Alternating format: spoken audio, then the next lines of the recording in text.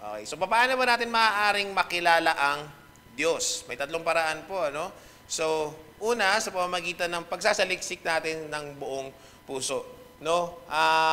Ewan ko kung naging katanungan na rin ito sa inyo, na ang tanong sa akin noon, first year pa lang ako sa Bible School, papaano daw yung mga bansa o lugar na hindi naihayag yung ebanghelyo o hindi nakilala si Kristo.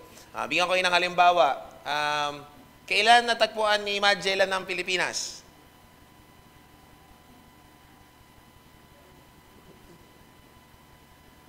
Sino nakakaalam? Yeah, 1521. O, kung hindi ako nagkakamali, March. March 1521, March 6 o 16. Ganyan, 1521. So, ang sabi nga nung tita ko, papaano yon? Hindi pa naman sila nakakilala, sigurado sila na walang knowledge kung sino si Jesus Christ. No? Ang sagot dyan, naniniwala tayo, Roma 1, kung hahanapin talaga ng tao ng buong puso ang Diyos, magpapakilala naman siya sa Kanya. Sa pamamagitan ng tinatawag natin na general revelation, which is yung nature, alam natin na kung mayroong creation, mayroong creator. So maghahanap talaga. So, kung ang isang tao ay buong puso niya talaga hahanapin ng Diyos, makikilala at magpapakilala ang Diyos sa Kanya. Bakit? Anong pangako ng Panginoon? Jeremiah 29:13, "And you shall seek me and find me, when you shall search me for me with all your heart." Inyo ako matatagpuan kung sasaliksikin nyo ako ng inyong buong puso. So pangako ng Panginoon sa atin yan, dahil yan po ay nakasulat sa salita ng Diyos. Kaya, naalala ko noon, nung sa Nueva Ecija, 2012 ako officially nandoon And very few rin naman ng attendance noong time na yon sa Hain. Nasabi ko sa kanila, hindi ko alam kung sino, pero naniniwala ko, hindi ako taga Nueva Ecija. First time ko sa Nueva Ecija, pero alam kong dinadala ako ng Diyos doon. So hindi ko alam kung sino naghahanap sa Diyos para ipakilala siya. So gagawa ang paraan ng Panginoon para makilala siya ng mga tao, lalo na sa buong pusong naghahanap sa Kanya. Pangalawang paraan na pwede natin makilala ang Panginoon, obviously, sa pamamagitan ng Kanyang mga salita. So, kapag yung general revelation, which is yung creation, ay naunawaan natin na, talagang merong tagapaglikha. Ang susunod na paraan upang totoo or ganap natin na makilala ang Panginoon is pamamagitan ng Kanyang mga salita. Tandaan natin ito hindi maaari, imposibleng makilala mo ng mabuti ang Diyos nang walang salita ng Diyos. Ayun yung tinatawag natin na special revelation. Okay? General revelation, creation. And special revelation yung Bible. Special revelation kasi nandyan na nakasulat na kung sino ang Diyos. Gusto mo makilala ang Diyos? Bible. Salita niya. Kung pray ka ng pray na makilala mong Panginoon pero hindi ka nag-aaral ng salita ng Diyos, hindi pwede yon, imposible yon.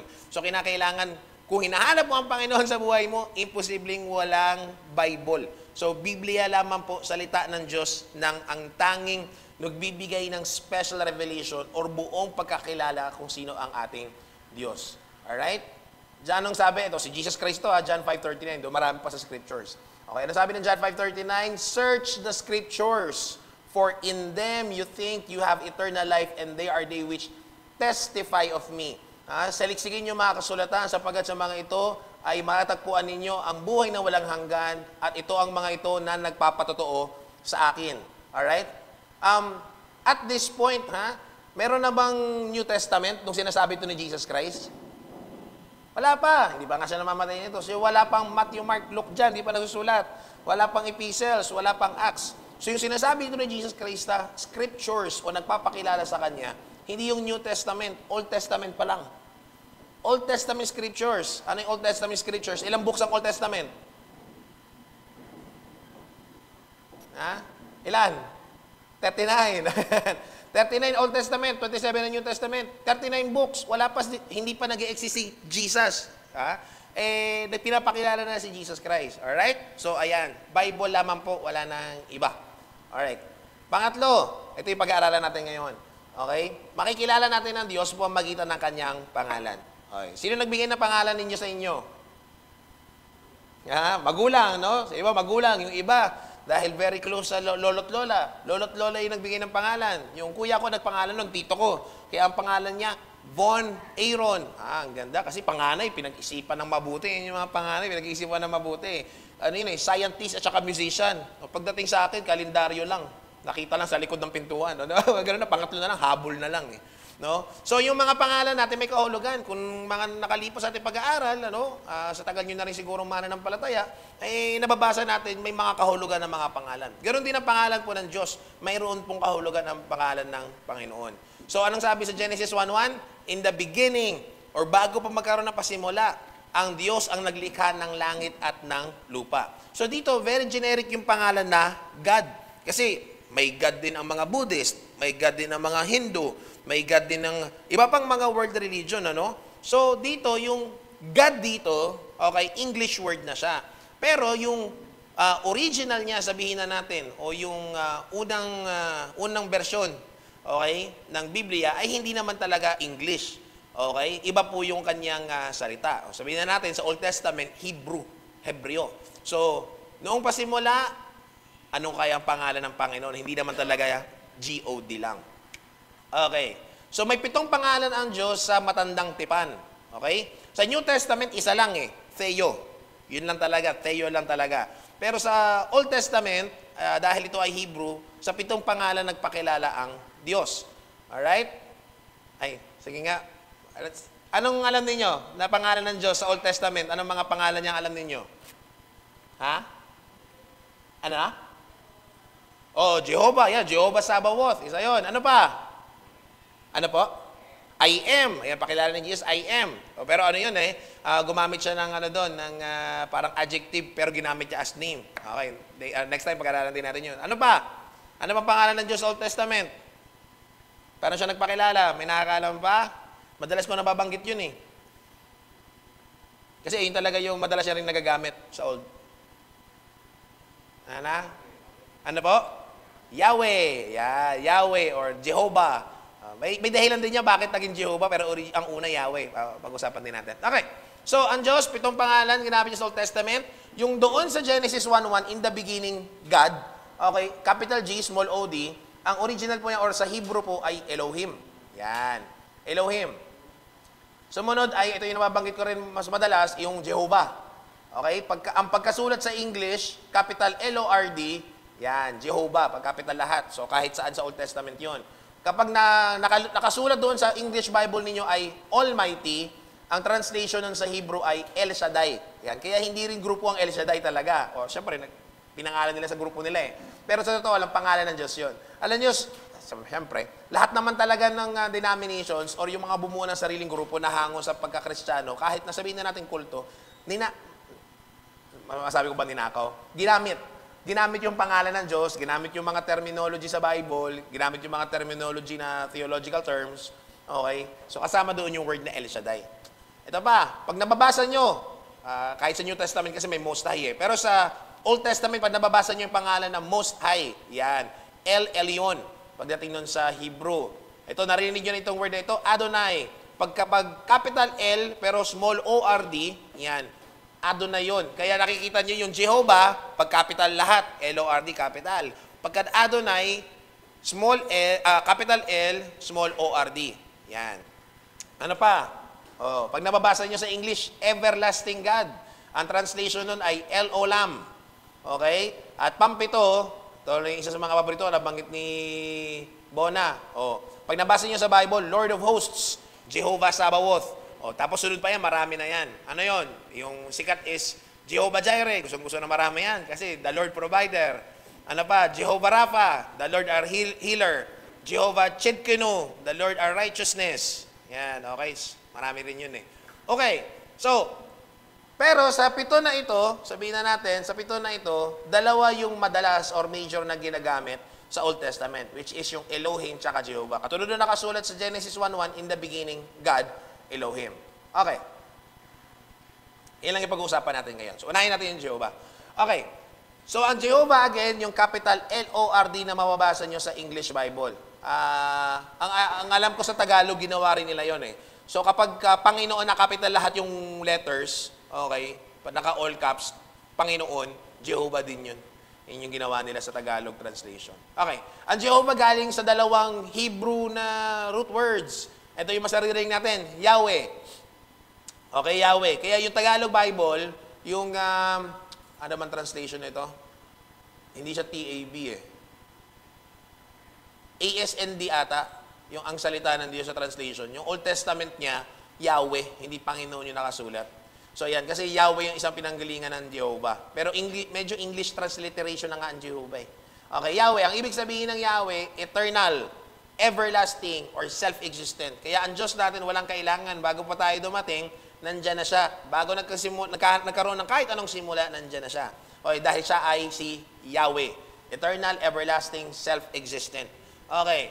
Isa pa pinanggalingan ng Jehovah ay yung Haba. Kaya Jehovah Yahweh, Haba. Jehovah. Okay, ibig sabihin continuously revealing o patuloy na nagpapakilala. So nandiyan na kagad sa pangalan niya kung sino siya.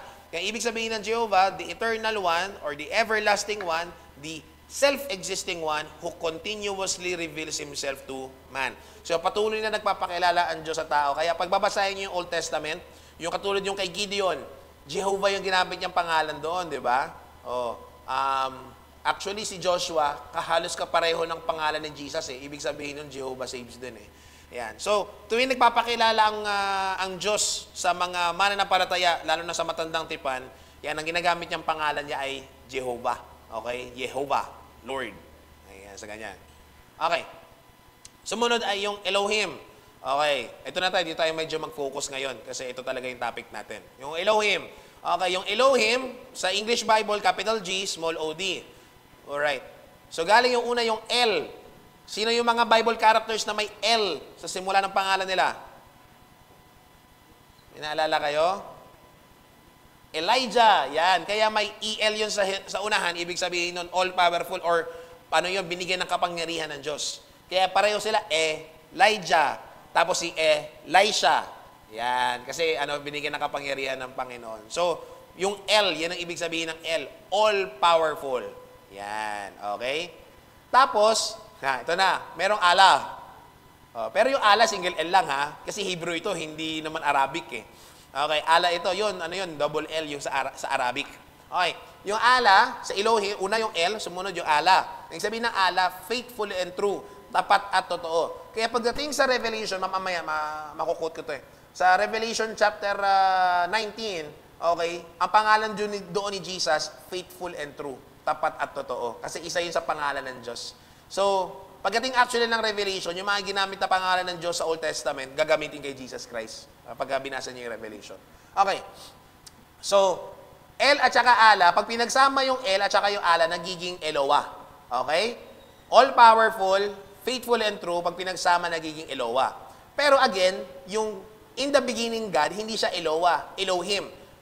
Meron, sa kanila noon, sa atin meron tayong prefix, suffix. Sa kanila noon, pag may dagdagdag ka ng certain keywords, nagkakaroon ko ng bilang. Okay? Nagkakaroon ng bilang o kaya nabibigyan lalo ng paliwanag kung ano yung dinidescribe ng noun. Okay? So, itong noun ng Eloah, dudugtungan natin o dinugtungan ng Bible. Okay. Ano yon? Yung I am. Okay? Yung okay, sa atin, meron tayong singular, meron tayong plural sa pagbilang natin ng noun. Pag singular, syempre isa. Pag plural natin, ilan ang plural? Ilan? 2 or more. Pag sinabing plural, 2 or more. Pero sa Hebrew, singular, dual, plural. O, nandyan na yung keyword. Singular, isa. Dual, dalawa. Pag sa Hebrew, pag sinabing plural, 3 or more. Okay? So, ang pangalan ng Diyos, yung Elohim, 3 or more yung bilang. Bigyan ko kayo ng para hindi na kayo magulat pag nagbasa kayo ng Hebrew. Kung paano nyo, matuto kayo mag-Hebrew. Okay. Kahit yung angels, yung heavenly host, na sinasabi katulad yung kay Elijah, yung sa may bahay nila, yung nagpakita ng maraming anghel. Okay. Ang ginamit doon na word, actually, Elohim din. Yung mga heavenly host. Bakit? Kasi itong Elohim mismo o yung ay ginagamit din yan basta mga divine beings in plural. Okay? Pero ito ginamit particular sa Diyos. Para di na kayo magulat kung later on, kala ko ba Diyos ang pangalan lang ng Elohim? Okay? May contextual study yun, bakit nag-iiba rin siya or kung saan siya ginagamit din. Okay. So, Elohim, gets na natin ha? El, Allah, Eloah, pero hindi lang siya Eloha, yung sa in the beginning God. Ang pangalan ng Diyos doon ay Elohim. So, ang Elohim, naka-plural form. Kakalaruhin ko, naka-plural form. So yun na pala, tatlo pala ang Diyos natin, no? Okay. Pero for us, to be easily read yung context nito, ito yung definition ng Elohim. The all-powerful one who is faithful and true in three persons. Yan, para madali na kagad makuha. All-powerful one who is faithful and true in three persons. Paliwanag natin bakit. Yung word the Bible, na Trinity, wala sa Bible. Okay? Huwag kayong magulat na. Bakit? Hindi lahat ng pinapaniwalaan natin ay natatagpuan sa Bible. Bakit? Yung word na Bible, wala sa Bible. Okay? Yung word na Bible, hindi nyo makikita sa Bible. Bakit? Ano ibig sabihin ng Bible? Ano ibig sabihin ng Bible? Na word. Bakit ang tawag sa Bible, Bible? Ha? Okay. Ibig sabihin ng Bible, collection of books. Okay? Ang word dyan is Biblios. Kaya pag nag-aaral kayo, hindi lang Bible kunwari nag-aaral kayo yung tinatawag na manuscriptural study. Alam niyo kung ano tawag doon? Bibliology pa din. Study of books. Yan. Kaya ang Bible tawag Bible. Kasi bakit? Ilan ang books ng Bible? 66. Yan. So pag may hawak kayong Bible, meron kang library. Kasi meron kang 66 books. Di ba? Yung word na Trinity, wala rin sa Bible.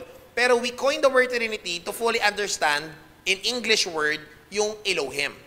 Okay? Para magets natin. Okay, unang Elohim. Sa Eloah, ang Father ay Eloah, Malakay 2:10. Bakit anong sabi ng Malakay 2:10? Have we not all one Father? By the way, sa Old Testament, hindi kasi clear talaga ang pagpapakilala ng Trinity. Okay? Hindi ganun ka-clear. Sa atin lang naging klaro talaga sa New Testament. So, noong Old Testament, ang Diyos lang talaga nila ang Father. Kaya kahit si Jesus Christ, nagbi-ministry na siya doon sa tinatawag natin na intertestament books or yung gospel books, okay? Lahat doon, ang Father lang ang nakikilala nila. Ang Spirit para sa kanila, parang hindi pa ganun kaklaro. Sa atin na lang naklaro ngayon. Okay? Kaya dito, talagang Father ang pinapakilala sa Malakay 2:10. Have we not all one Father? At ano yung sinabi, description dito sa Father? Hath not one God created us? So, ang tagapaglikha natin, according to Malakay 2:10, sa ating mga tao ay ang Ama. Hindi naman na siguro bago yan. Diba? I believe in God, the Father Almighty, Creator of heaven and earth. Diba? Okay. So, yung one God na yan, Father, clear na sa atin na ang Diyos po natin ay ang Ama. So, ang Father ay Eloah. Sino pa? Okay. Ang Son, ang Anak, ang another name ni Jesus kasi sa New Testament ay Word. Or sa Tagalog, ginamit kasi. Ang daming transliteration. Pagdating verbos. Okay, verbo. Kahit sa Latin, verbo. Okay. So, Son or Word, ito si Jesus Christ. Okay. So, ito Colossians 1:14-15. Ano sabi dyan? In whom we have redemption through His blood. So, hindi sinabi yung pangalan ni Jesus, pero obviously, sino ang Redeemer natin? Si Jesus, di ba? In whom we have redemption through His blood. Jesus Christ. And the forgiveness of sins. Ano pang sabi dyan? Who is the image of the invisible God. Siya yung imahe, siya yung paraan, siya yung manifestation ng Diyos na hindi nila nakita noong matandang tipan. The firstborn of every creature. Pinanganak ba ibig sabihin si Jesus Christ? Una sa lahat? Hindi siya literal na firstborn of every creature. Kasi pag gano'n, sino bang unang-unang tao? Sino unang tao? Si Adan, okay? Nakalimutan nyo ng Genesis nyo Okay, si Adan yung unang-unang tao. Ay bakit dito sabi si Jesus ang firstborn? Okay, ang ibig sabihin dito ng firstborn, ng context dyan ay siya yung naging paraan para mapangyari na magkaroon ng creation. Firstborn of every creature. Siya yung nagpasimula ng bawat nilalang. Okay? Yan ang ibig sabihin dyan ng firstborn of every creature. Alright? So kaya, again, verse 15, who is the image of the invisible God, the firstborn of every creature. Okay, ito na. Verse 16. O, kilala na natin ang pronoun him. Pero alam na natin si Jesus yan. The Redeemer of Israel, redemption of man, image of the invisible God, firstborn of every creature. So, sandamu ka talaga pangalan ni Jesus. For by Him were all things created that are in heaven and that are in earth. Lahat ng nasa langit, lahat ng nasa lupa. Visible and invisible. Ano ba yung mga visible na nilikha na creation? Lahat ito. Okay, lahat ng nasa earth. Puno, halaman, hayop, sama hangin, tubig, lupa. Ano yung mga invisible creation? Invisible creatures. Ha? Ano? Sorry, di ko marinig. Hangin? Pwede rin. Pag usok na, nakikita na, no? Na-joke lang. Ano ba? Oh, hangin. Okay, ano ba? Invisible creation. Ano ba invisible creation? Angels. Okay, so, yes. Tandaan nyo ha, even angel, si Jesus ang creator. Klaro ha, Bible na nagsabi niyan. Okay, pa may nagsabi na si Jesus nag-exist lang dahil pinanganak ni Mary. Hindi totoo yun, mali yun. Okay, si Jesus ang creator. All things. Okay, by Him were all things created. In heaven, in earth, visible, invisible, whether they be thrones or dominions, lahat ng klase ng power, si Jesus ang naglikha, principalities or powers, all things were created by Him and for Him. Sa pamamagitan niya at para sa Kanya. So, si Jesus Christ yung nagmamay-ari ng lahat. Hindi na kayo magtataka bakit nung sa Intertestament books, nung sinabi niyang tigil yung hangin, tumigil yung hangin. Di ba? Oh, sumusunod sa Kanya yung buong creation. Why? Siya yung creator. Mamaya, may mapag-uusapan tayo mamaya dyan sa worship service pa natin. Okay? So, si Jesus Christ, ang Son, ang Verbo, He is Eloah. Okay? And then, pangatlong Eloah natin, of course, ang Holy Spirit. Sa Old Testament, mas ginagamit yung ganito yung pagkakasulat, Spirit of God. Okay, Spirit of God. Alright, anong sabi ng Genesis 1:2? Sino yung present sa day of creation? At siya yung kausap, sigurado ko siya yung kausap sa verse 26 na, let us make man in our image. Naka-plural din yun. Okay? Ang sabi dyan sa Genesis 1:2, and the earth was without form and void, and darkness was upon the face of the deep. Sino nandoon? And the Spirit of God moved upon the face of the waters. Ayan, okay? So, ito pa. Job 33:4. Anong sabi ni Job? Patotoo niya. The Spirit of God hath made me. Oh. So, kahit ang Holy Spirit, sabi ni Job, ang naglikha rin sa kanya ay ang Spirito ng Diyos, ang Holy Spirit. Hindi ko natin pag-uusapan pa ngayon talaga, next time pa ito, kasi maganda nga, 2-3 lecture about sa Holy Spirit eh. Ang Holy Spirit, person siya ha, kinaklaro ko. Hindi siya parang puwersa lang. Ano siya? Person po siya. Kung gusto nyo kausapin ng Holy Spirit, wala naman problema. Kasi kinakausap niyo ang Father, kinakausap natin yan ng Son, pwede natin kausapin ng Holy Spirit. Right? So, ayan.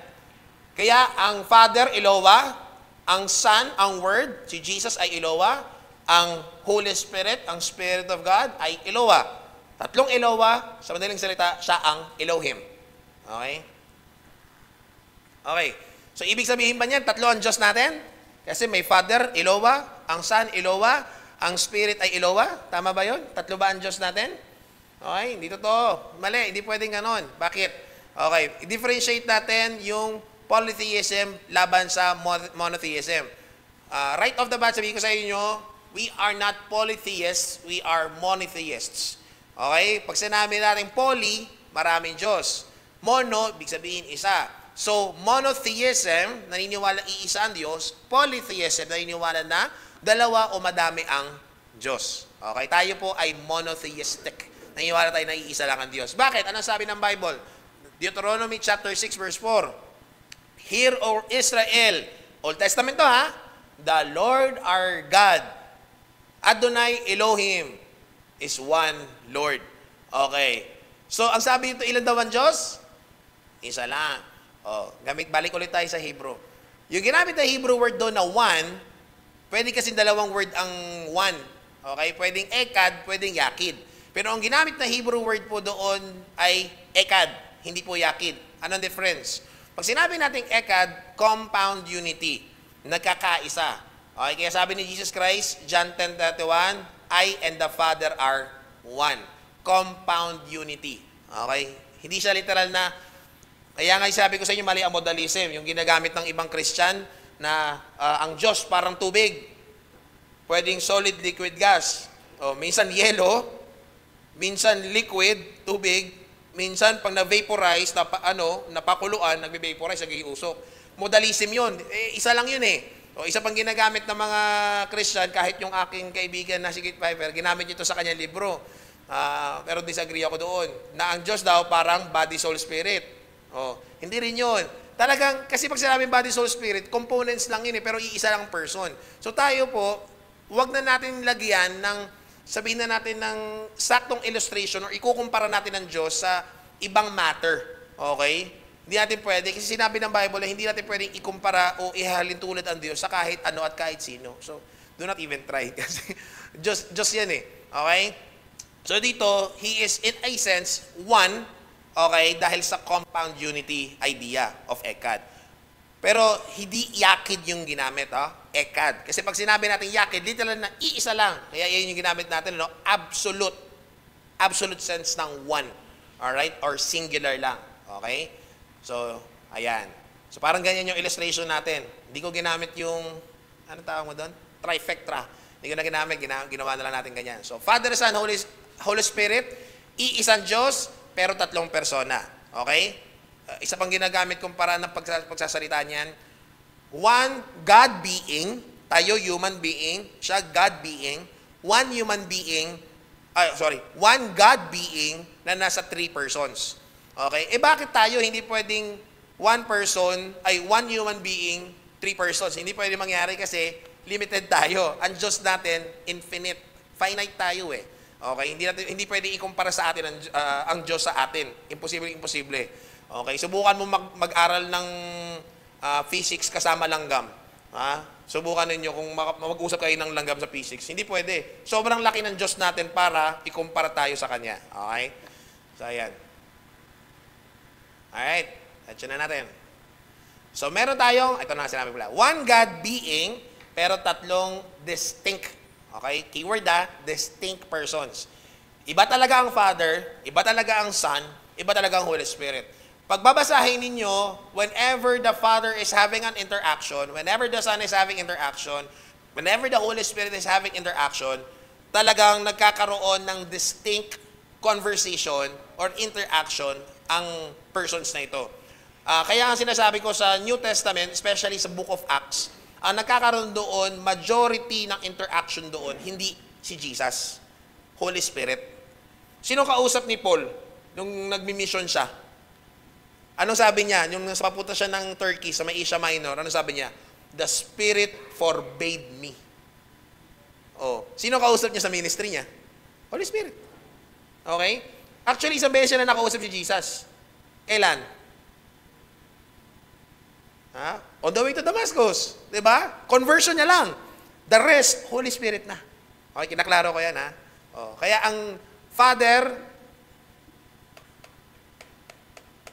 okay, pero kayo naiisip na Father ang nakipag-interact. Anywhere in the Bible, Father ang nag-interact sa humans. Kasi Old Testament, paalala ko sa inyo, Old Testament, karamihan din doon si Jesus. Kaya ang tawag natin doon, Christophany. Pre-manifestation ni Jesus bago siya nagkatawang tao. Yung kasama nila, Shadrach, Meshach, Abednego, doon sa fiery furnace. Si Jesus yun, di ba sabi doon, as if the image of the Son of God. So, Son of God pa rin yun. Meron kayo naisip na instance na Father yung nagsalita? Wala akong maisip sa old, maisip ako sa new.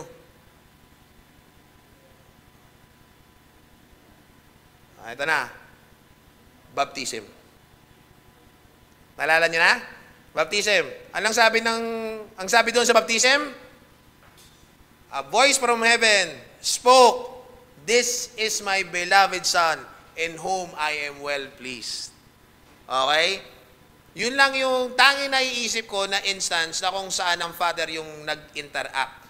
Pero, nagkaroon ba siya ng conversation sa tao? Pansinin nyo. Wala, di ba? Wala. Maliban na nung sinabi ni John the Baptist, sabi niya, sinabi sa akin na yun. Kaya nalaman niya na si Jesus yung Lamb of God. Kasi sinabi sa kanya ng Father. Okay. The one who told me. Sabi niya na yun yung Lamb of God. Di niya naman, kahit na magpinsan sila ni Jesus, di niya naman kilala. Anyway. Transfiguration. Na nagsalita ang Father po. Tama. Yun pa pala. Nagsalita ang Father. Yun din yung sinabi niya, no? This is my beloved Son. Ano ba? Sorry. Obey Him. Sabi, yun. So, yun din. Pangalawa. Ayan. So, ayun lang yung instances na naiisip ko na kung saan yung Father yung nagsalita. Pero hindi siya nagkaroon talaga ng interaction. Like, conversation na nagpagsalitan. Baka lumayo konti, pero ito, last na to. Ang idea namin dyan ay kasi, kaya nga nagkaroon ng redemption program at yung Son yung tinatawag na Redeemer of Israel dahil hindi pwedeng dumiretso ang tao sa Diyos. Yun. Kaya nagkaroon ng ganong role ang Trinity. Okay. So yan, yung word na Trinity, galing yan sa dalawang English word, try. Pero yung try, hindi pa siya word talaga. Okay. Try at saka unity, prefix siya eh. So kaya pag pinasama yung try at saka unity, nagiging Trinity. Yan. Okay? Kaya huwag kayong magulat. Ba't naniniwala kayo sa Trinity? Kayong mga Baptist kayo Naniniwala kayo sa Trinity. Yan. Kasi nasa Bible naman yung word na Elohim. Na yun yung idea ng Trinity. Okay? Few verses, mabilis na lang ito. Few verses. For there are three that bear record in heaven. Sa King James nyo lang makikita ito. The Father, the Word, and the Holy Ghost. And these three are one. Okay? Ano sabi dyan? The Father, the Verbo, the Holy Spirit, these three are one. That bear record in heaven. Yung verse 8 niyan, sa earth na. Okay.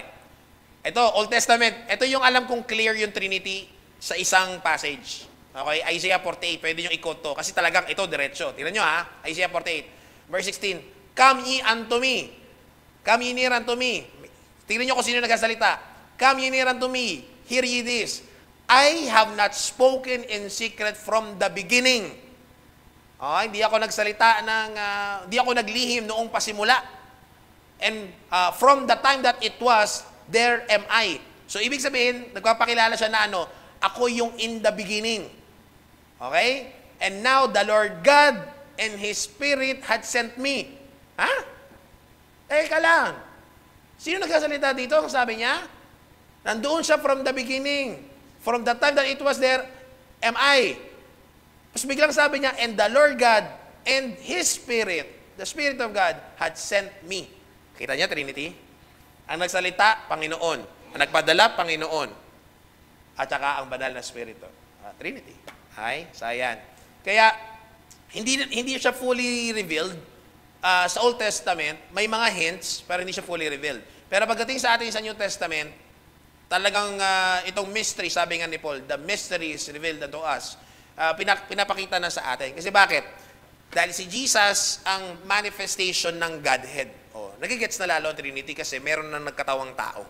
Okay? Siya na yung pagpapakilala. Anong sabi ni si Thomas din to sabi niya ganun, kailan mo ipapakita sa amin ng Ama?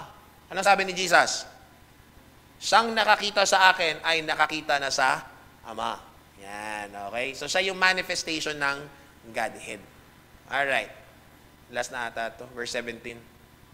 Thus say the Lord, thy Redeemer. Kaya yun, pag sa Old Testament, pag sinasabing the Holy One or the Redeemer of Israel, si Jesus din yun. Isaiah 43:11.